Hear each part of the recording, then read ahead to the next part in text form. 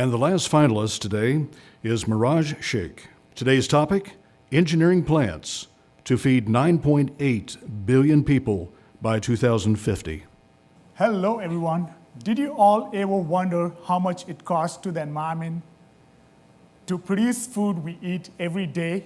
Probably not. According to United Nations, in 2016 alone, we used 200 million tons of fertilizers in our fields to increase the crop productivity, to feed 7.5 billion people on the globe.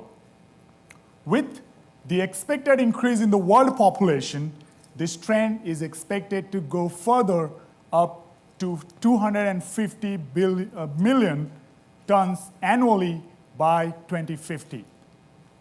With these enormous amounts of fertilizers getting into our fields has its own problems. First, the surface leaching out of these nutrients to the nearest water bodies causes huge-scale water pollution, such as algal bloom in the water bodies, leading to serious environmental and health hazards, in turn causing billions of dollars of economic losses annually.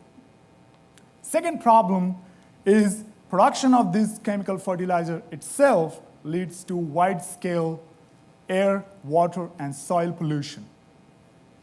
However, due to ever-increasing world population, we need to double up our food production capacity to feed 9.8 billion people by 2050.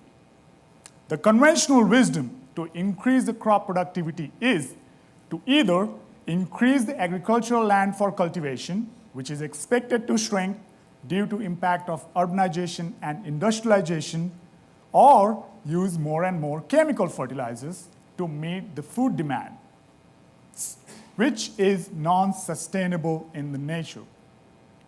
Now, so new thinking is need of the hour. My research addresses this issue of increase in the plant productivity with less use of chemical fertilizers by engineering plants capable to produce more sugars, which is a measure of plant productivity, using optimal amount of nutrients from the soil. I have introduced a gene in my plants which led to increase in the biomass.